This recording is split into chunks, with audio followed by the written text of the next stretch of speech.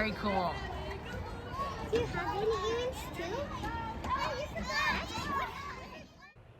You know, if you're a veteran teacher, you will probably say you're seeing more children today than ever before who can't control their bodies. Children who struggle with self-regulation, self-control, and behavior. Well, my name is Preston Blackburn. I've spent the past 25 years helping schools get kids moving for improved learning and behavior. But our culture is working against our kids.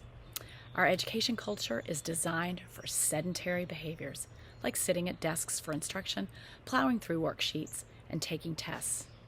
The problem is this is not how the brain works. The brain depends on the movement of the body to lay neural connections that help it understand how to use the body to attend, to learn, and ultimately to succeed. When we fail to give the brain what it needs in order to learn, then we make school harder than it should be, and we make learning no fun. And what do kids do when something is no fun? They don't do it. Is that how we want to educate our kids? I don't think so. And if you're here, you probably don't think so either. But I'll tell you what, there is an easy, inexpensive, and apolitical way to improve the situation.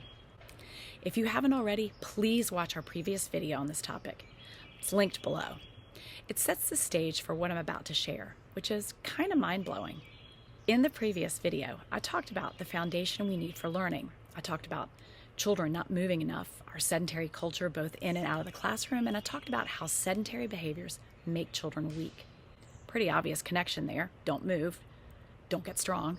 Obviously, that has enormous health implications, but as I mentioned in the previous video, we have gotten in much deeper than just the health issues this causes. Much, much deeper. And we adults have made learning so much harder for kids today. Let me give you an example. We know that kids who can't sit still can't be expected to learn to hold a pencil, read a book, or listen to the teacher. And again, if you're a veteran teacher, you are struggling with this more than ever before. But why is it happening? Why is there a spike in these kinds of behaviors? Well, there are numerous sensory skills we need in order to function in the world.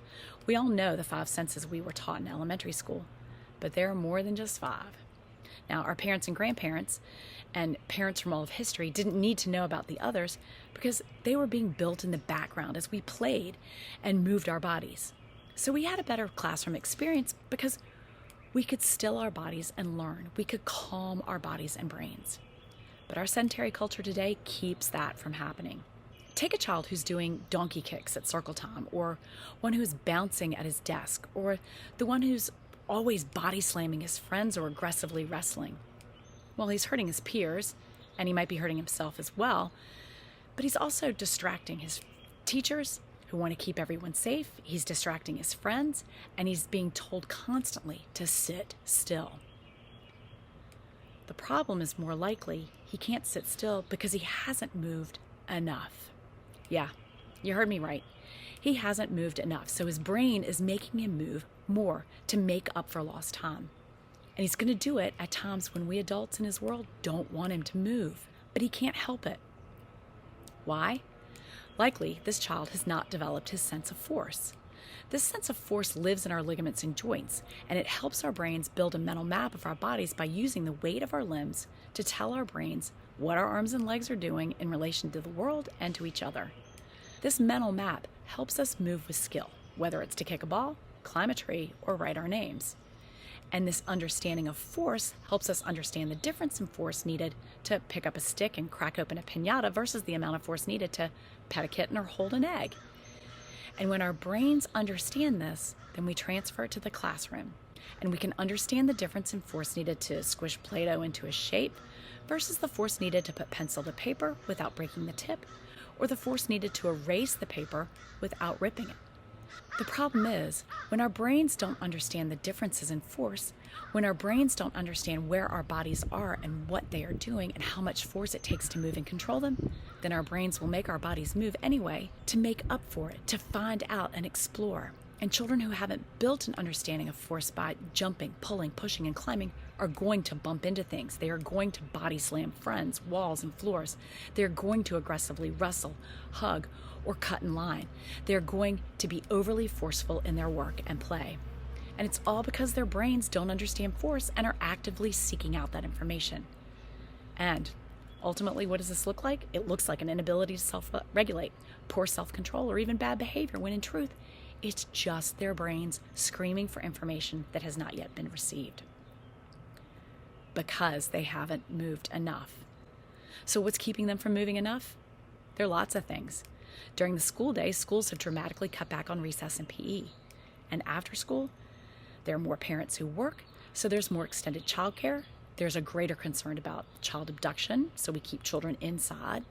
There are fewer safe places to play in some neighborhoods, but most importantly, there's an unending supply of screen-based content.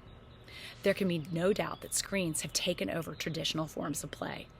And when children are using technology, are they jumping, pulling, pushing, and climbing?